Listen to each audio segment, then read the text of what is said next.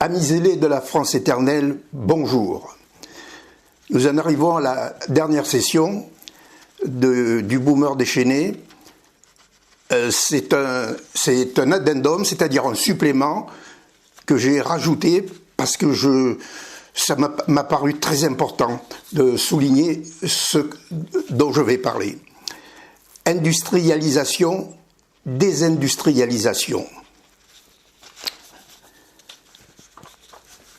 Depuis la révolution industrielle, la France a fabriqué de tout, produit de tout.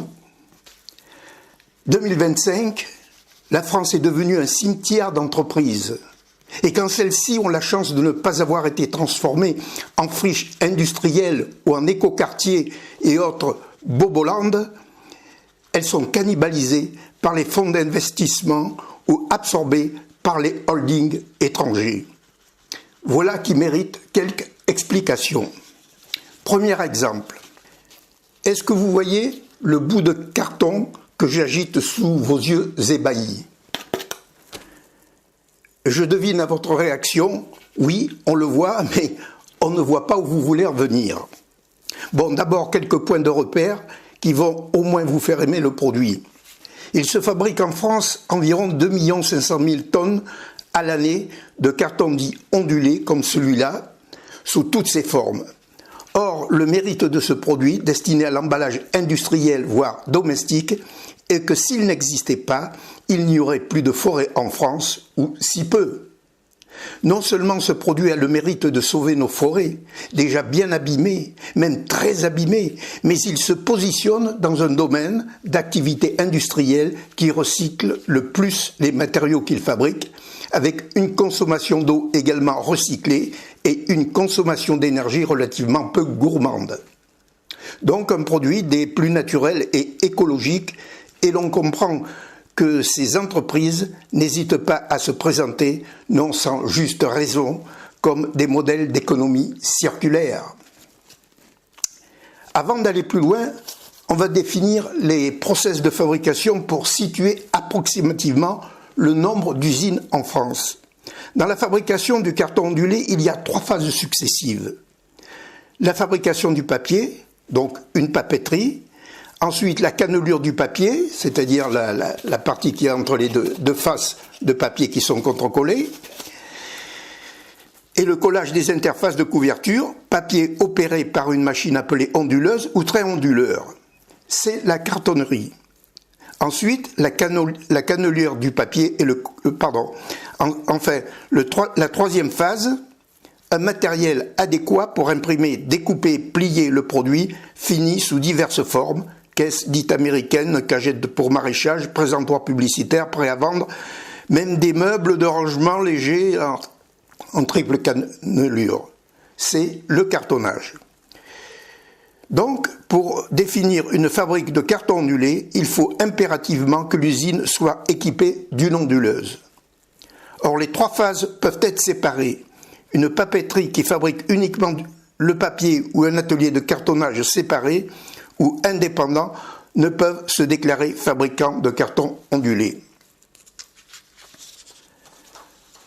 À partir de là, si l'on estime qu'il existe en France plus de 200 usines ou ateliers à travailler le carton ondulé, seulement 75 peuvent être qualifiés de fabricants. À l'origine, ce sont des entreprises familiales. La tendance a été, avec les années, au regroupement, puis à la mise sous contrôle des grands groupes étrangers. Au point que ces 75 entreprises se répartissent en 9 groupes industriels et 3 indépendants. 2 groupes français totalisant 11 usines, l'Alsacien Rossmann et le Calaisan Gondarden. Alors, Rossmann 5, le Calaisan Gondarden 3, plus 3 entreprises indépendantes pour lesquelles j'ai détecté la présence d'un train onduleur. Ces 2 groupes et les 3 indépendants sont des entreprises familiales. Les 7 autres groupes étrangers se décomposent ainsi: 2 Espagnols, un Anglo-Américain, un Irlando-Américano-Hollandais, 2 Allemands, un Polonais. Ces 7 groupes étrangers détiennent les 64 autres usines situées sur le territoire français, soit 85% de l'ensemble des moyens de la production nationale de carton ondulé. Pour vous donner une idée de la puissance de certains de ces groupes étrangers, l'Irlando-américain du nom de Smurfit Westrock détient 560 usines, ateliers de transformation compris, dans 37 pays, dont une cinquantaine d'usines en France, presque 10% de sa capacité industrielle. Avec l'argent de poche, ils se sont offerts en prime la cellulose du pain de facture Biganos. Il faut les comprendre, ils passaient par là, ils ont été tentés et ils sont entrés dans la boutique avec un chèque. Croyez-le ou non, c'est comme cela que les choses se font en France. À partir d'une activité industrielle française bien délimitée, bien cadrée, bien définie, même s'il n'est pas facile d'y voir clair, vous pouvez appliquer la méthode à toutes les branches industrielles concernant la France. La mécanique, l'électricité, l'électronique, la métallurgie, la chimie, l'agroalimentaire, etc. Vous arriverez à la même conclusion, la totalité de l'industrie française est plus ou moins contrôlée à 80% par des capitaux étrangers. Et je ne parle pas du CAC 40. Deuxième exemple. Le 29 mai 2026, le président de la République française, Emmanuel Macron, s'est rendu dans un village de l'Eure-et-Loire, Donemen-Saint-Mamès, pour faire la propagande de la société allemande Vorwerk, fabricant du robot ménager Thermomix. Il s'est déplacé personnellement au nom de l'office élyséen Choose France et au titre de son action pour la réindustrialisation de notre pays. Au prétexte d'inaugurer la nouvelle usine allemande, il s'est mué pour l'occasion en chef marketing de la maison. Ah, que c'était beau à voir. Ils étaient tous là, le préfet, le maire, le curé du village, le sonneur de cloche, le cantonnier de la commune, le garde champêtre, le patron allemand Vorwerk qui a fait son speech en anglais, merci, c'est sympathique pour la France, et quelques employés maison. Macron, comme d'habitude, a fait son numéro de singe savant, comme il sait le faire, et a ébloui son auditoire en le saoulant de mots qui ne signifient rien, ce qui lui valut de chaleureux applaudissements. Pendant ce temps, à peu près au même moment, le concurrent français de Thermomix, qui porte le nom de Magimix, était vendu à une entreprise belge qui fabrique des moules à gaufres. Oui, c'est le langage belge, comme dirait le capitaine Haddock. L'affaire mérite là aussi quelques explications. Magimix appartient, je parle encore au présent, à une entreprise française du nom de Robocoupe, spécialisée dans la fabrication de matériel de cuisine professionnel et vend dans le monde entier. C'est ce qu'on appelle une pépite industrielle. Magimix n'est que l'extension adaptée aux particuliers du matériel professionnel fabriqué par Robocoupe et entre en concurrence directe avec le Thermomix allemand.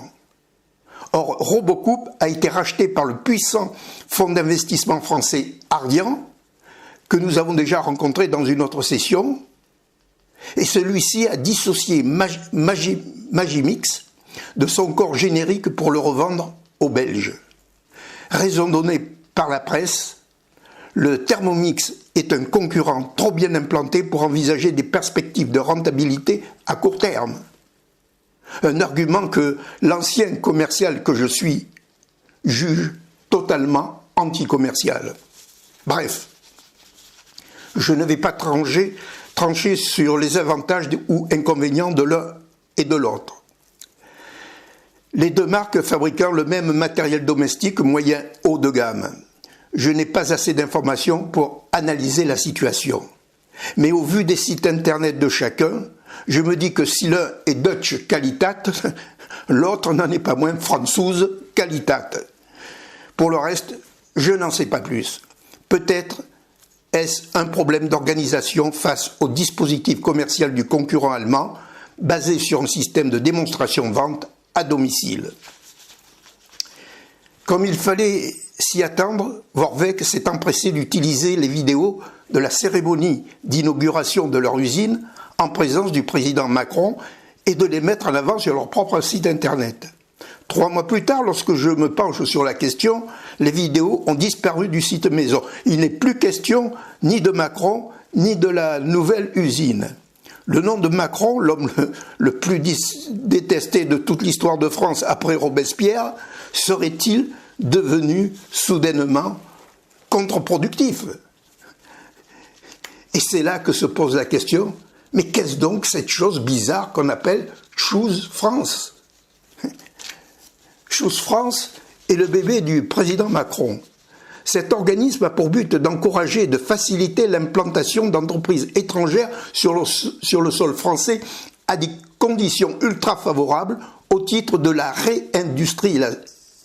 réindustrialisation. Macron ne s'en cache pas. Il le dit clairement à l'inauguration de l'usine Vorwerk. Je cite, « Ce qu'on a annoncé, c'est de réaliser 87 milliards d'euros d'investissement d'entreprises allemandes, britanniques, mais parfois taïwanaises, chinoises, américaines, indonésiennes, en France. » Donc les implanter en France. C'est des emplois créés, c'est de l'investissement qui se fait chez nous, c'est de la richesse qui se crée chez nous. Fin de citation. Ce qu'oublie de dire M. Macron, c'est que la richesse qui se crée chez nous par des entreprises étrangères se fait au détriment des entreprises françaises. Or, Choose France a cette curiosité qu'il est un organisme dépourvu de site internet dédié. Lorsque l'on clique sur Choose France, on accède au site de l'Élysée, lequel fait le décompte des hauts faits d'autosatisfaction de notre génie des Carpates nationales, puis un lien renvoie sur un site du gouvernement. Bizarre. Que faut-il en conclure? Tout simplement que Choose France est le cheval de Troie de la destruction du tissu industriel français. De toute évidence, cela vient de haut. D'après les dires non vérifiables, il y aurait plus de 800 entreprises étrangères piaffant dans l'attente de leur implantation sur le sol français. Décidément, il nous aura tout fait, l'animal. Tout. J'en viens même à me dire et à y croire que lorsqu'il a signé la vente d'Alstom, il ne faisait pas la différence entre Alstom et une fabrique de couches culottes. Il venait de la manière la plus simple et la plus expéditive de faire tomber un des blocs géants qui soutiennent encore l'édifice industriel français. À croire que c'est son but, son objectif, humilier les Français, détruire la France. Troisième exemple. Fin mars 2026, devant les portes d'un hangar de l'usine, une cadre de l'entreprise, entourée de quelques collègues, annonce devant un groupe d'ouvriers la fin définitive des papeteries de Condat. Condat, c'est terminé, dit la dame en étouffant un sanglot. Cette entreprise a littéralement dévissé. 1200 employés dans les années 1980, puis 750 sans doute, un effet de l'emploi de matériel nouveau plus performant, puis 500, 350, 170, et en mars 2026, quand elle est rachetée, 21 employés sauvés du désastre. Cette usine imposante était à l'origine une exploitation d'extrait de tanin fondée par la famille Gillet de Lyon. Elle a longtemps porté le nom de Progil, produit Gillet, avant de se transformer en papeterie et d'emprunter le nom d'un village voisin, Condat-sur-Vézère. Situés au cœur du Périgord noir, ces bâtiments en forme de chapeau de gendarme bordent une boucle de la Vézère. Bien connu des grands éditeurs parisiens pour son célèbre papier Périgord mat et brillant, papier dit couché sans bois, c'est-à-dire limité en lignine, c'était le papier des beaux livres, des encyclopédies, des dictionnaires, des revues, des livres scolaires, etc. Les encyclopédies papier ne se vendent plus, les dictionnaires encore moins, qui ont cédé la place au clic des ordinateurs et à l'IA. Mais cela n'explique pas tout.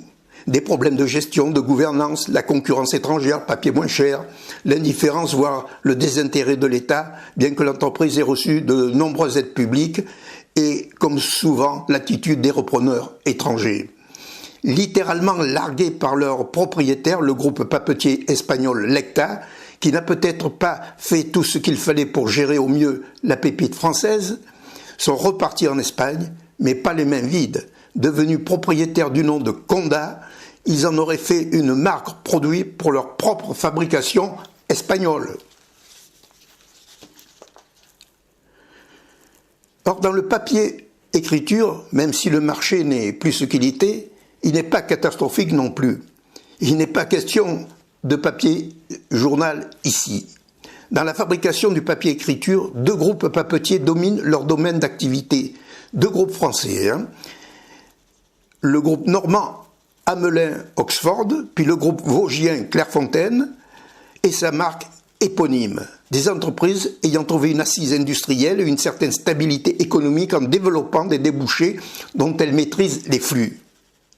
À la différence des papeteries plus généralistes qui fournissent imprimeurs et éditeurs, dépendant des évolutions de la société et des modes de consommation. À part ces deux groupes papetiers indépendants, la demi-douzaine de fabricants de papier écriture existant encore en France, résultant de regroupements industriels, sont détenus pour l'essentiel par des entreprises scandinaves. Alors je ne donne pas les noms parce que ils sont imprononçables. On notera dans ce lot les papeteries de Saya, la papeterie française de Saya, l'alter ego de Conda, mais en plus énorme. Situé plus au nord dans le Limousin, ex-Tanaré, devenu papeterie au Cédaré, puis racheté par l'américain International Paper, est détenu aujourd'hui par Sylvamo, scission de la précédente, dont la production de papier écriture en ramette inonde l'Europe. Dans ce domaine papetier, comme dans d'autres, on peut appliquer le rapport 20-80 d'entreprises détenues par des étrangers, quand ce n'est pas 90 ou 100%. La France n'est plus à vendre, elle est vendue. Si je puis me permettre une petite note sentimentale, et bien que l'usine de Conda soit située en Périgord, elle se trouve plus précisément au Lardin, non loin de Terrasson, où ma maman est née. À l'époque de mon enfance, elle s'appelait encore Progile. J'ai le souvenir de l'odeur de l'usine lorsque le vent d'ouest se levait. Je précise pour être rigoureux que les informations données dans ces lignes ne sont valables que pour l'instant T où j'écris. Les choses allant très vite, le panorama économique de la France aura probablement changé d'ici quelques mois ou années. Je fixe donc la situation aux années 2025-26. Avant la conclusion, déjà une première observation. La France n'est pas désindustrialisée et n'a pas besoin d'être réindustrialisée. Je fais mentir Macron, car si des entreprises disparaissent, elles sont compensées par l'installation d'entreprises étrangères ou rachetées par les mêmes. Pas besoin d'aggraver le mal avec Choose France. D'autre part, il existe des secteurs encore très dynamiques, je pense à l'aéronautique. La France est couverte de zones industrielles, même en des lieux improbables, ravitaillés par les corbeaux. Pour ma part, j'ai déjà expliqué que je ne souhaitais pas que la France devienne une usine à la chinoise. Je suis plutôt pour une certaine forme de désindustrialisation, tempérée, contrôlée, accompagnée, non pas par décroissance, ce qui ne veut rien dire, ou aurait tendance à défavoriser les uns par rapport aux autres, mais par déconsommation. L'explication à fournir n'entre pas dans le cadre de cette session. Alors, que se passe-t-il ? Pourquoi nos entreprises sont-elles aussi faibles face à la concurrence étrangère? Où sont passées les familles fondatrices historiques? Où sont les héritiers? Pourquoi la transmission, la continuation patrimoniale ne se fait-elle pas ou avec difficulté et en donnant beaucoup d'argent à l'État? Les entreprises étrangères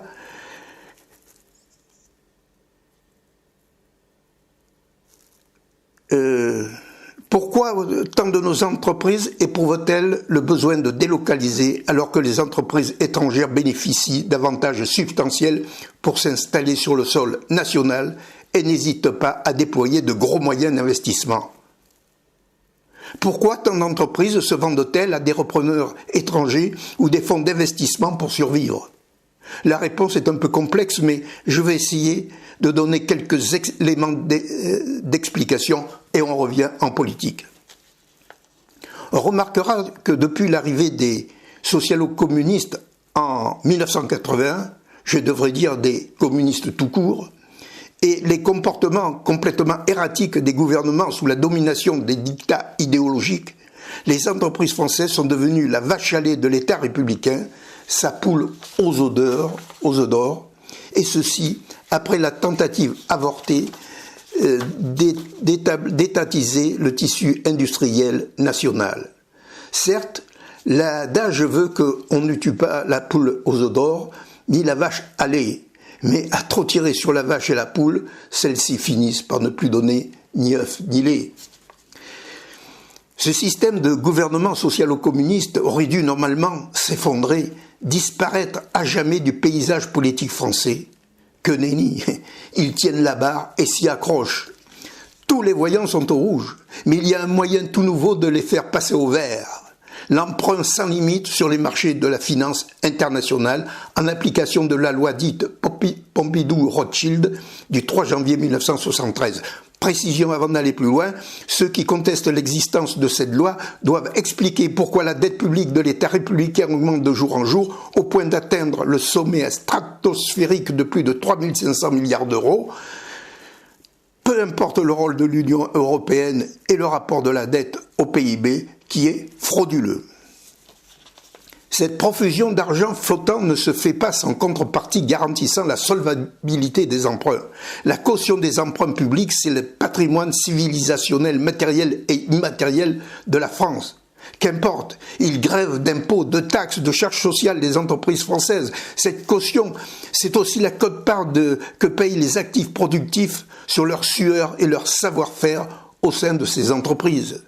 Pour se maintenir en place, les politiciens républicains se gavent d'argent public, le détournent massivement à leur profit pour acheter le vote des électeurs à coups de subventions et d'assistanat tous azimuts, le fameux hélicoptère monnaie. Après être passé par leur poche, cet argent public est utilisé pour financer un système associatif inutile et ruineux, créer des agences publiques et autres comités théodules, embaucher à tour de bras puis submerger l'État et les collectivités de fonctionnaires. Ils appellent cela la redistribution, mot magique, comme s'ils faisaient apparaître l'argent sur un claquement de doigts. Et en plus, nous devrions leur en être reconnaissants pour l'éternité. Dans l'état d'effondrement du tissu industriel français, il faut tenir compte du rôle destructif joué par les syndicats dits ouvriers. Quand les bras cassés parlent au nom des ouvriers, qui ont largement contribué à saper les entreprises et à les affaiblir face à la concurrence étrangère par leur culture et leur surenchère idéologique et du renchérissement du coût de la vie. C'est la CGT, la courroie de transmission du Parti communiste, ou de ce qu'il en reste, qui mène le bal. Les syndicats français sont tous de gauche, y compris le syndicat chrétien CFTC. Il n'y a pas de syndicat de droite en République. Ils se disent révolutionnaires et font valoir leur légitimité, arguant sur leur participation à la résistance lors de la Seconde Guerre mondiale.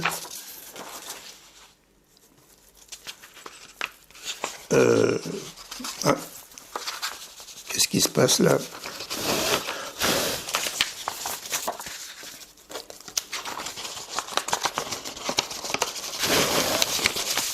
Voilà, ça y est, je m'y retrouve.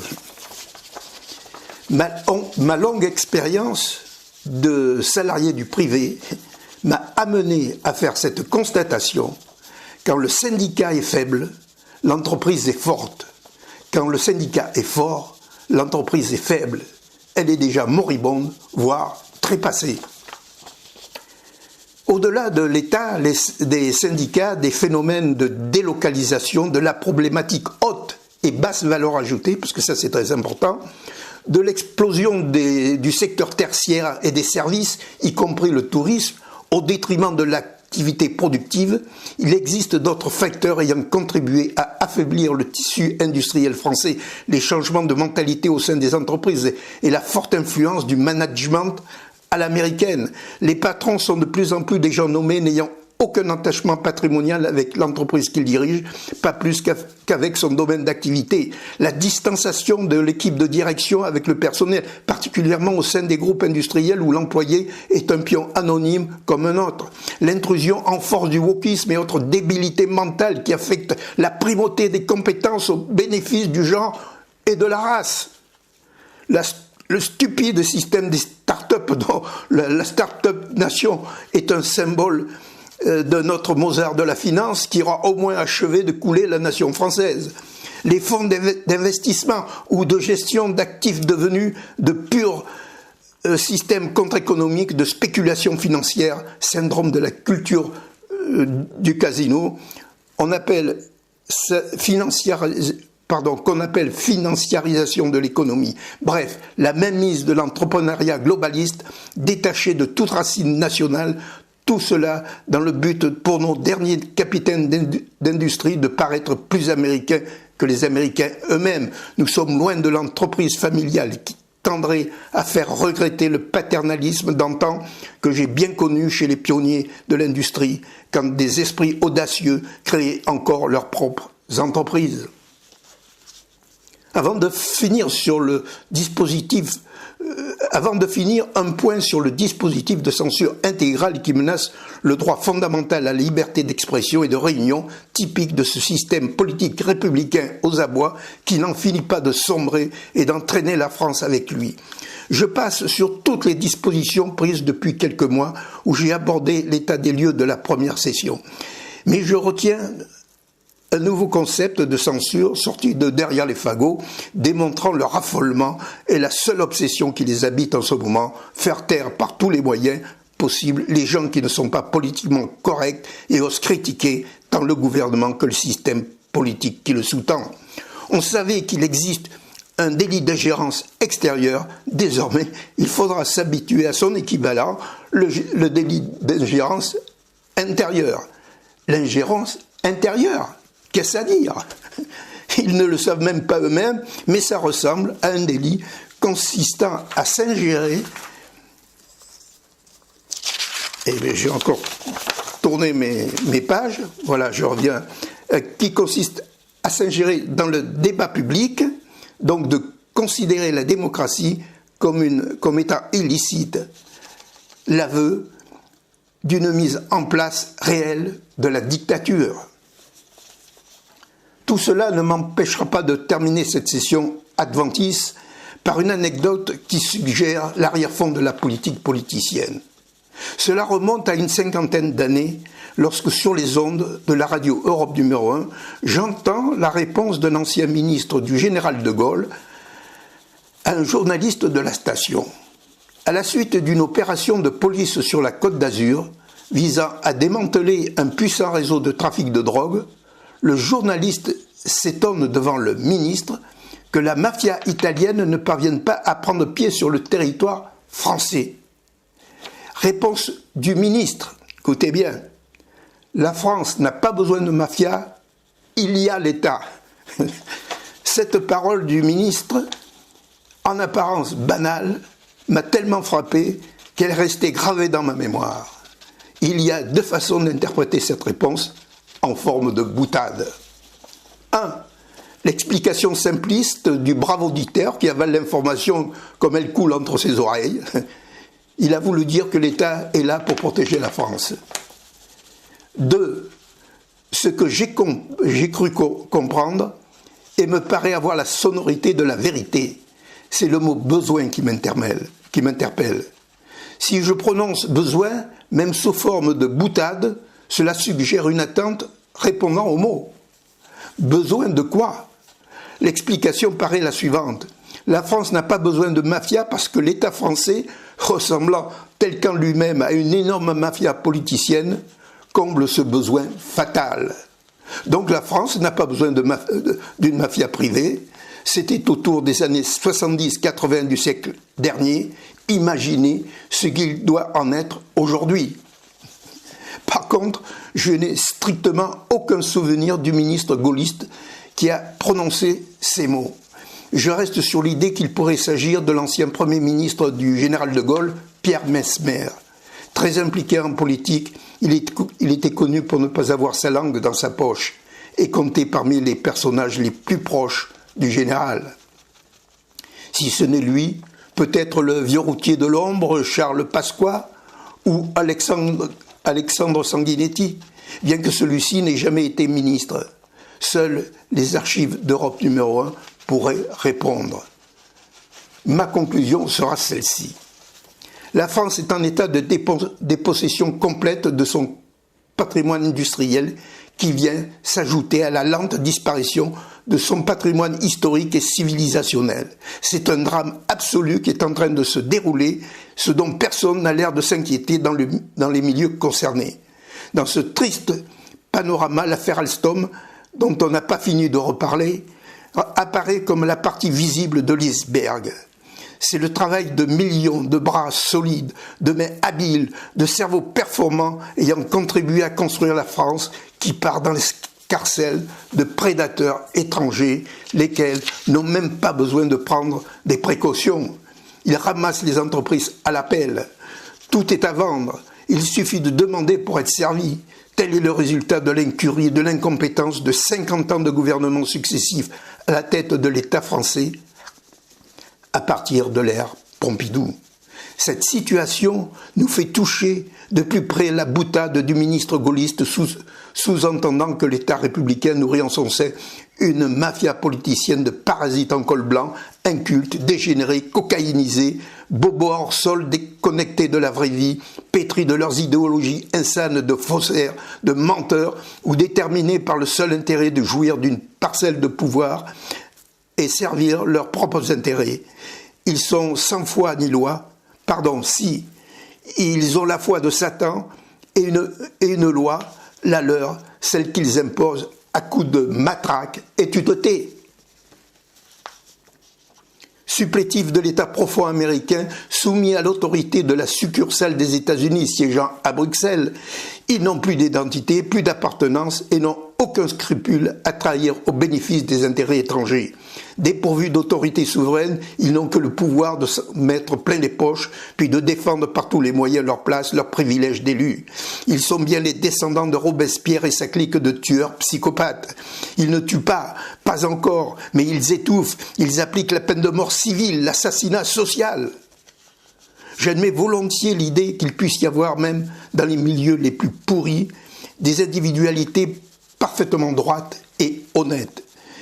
Mais j'ai envie de leur dire, pourquoi vous cautionnez par votre propre personne un système que vous savez mauvais au lieu de le combattre de l'extérieur? En dernier ressort, comment sortir de ce cloaque nauséabond qu'est la République qui se dit française mais ne l'est pas? Réponse, le roi. Ben oui, on peut essayer, on peut tenter. Mais je ne vois pas d'autre solution. J'ai bien réfléchi sur la question, je n'en vois pas. Ici se termine la série du Baumeur déchaîné. Je vous dis au revoir ou adieu. Faites circuler. Et encore une fois, je vous dis merci.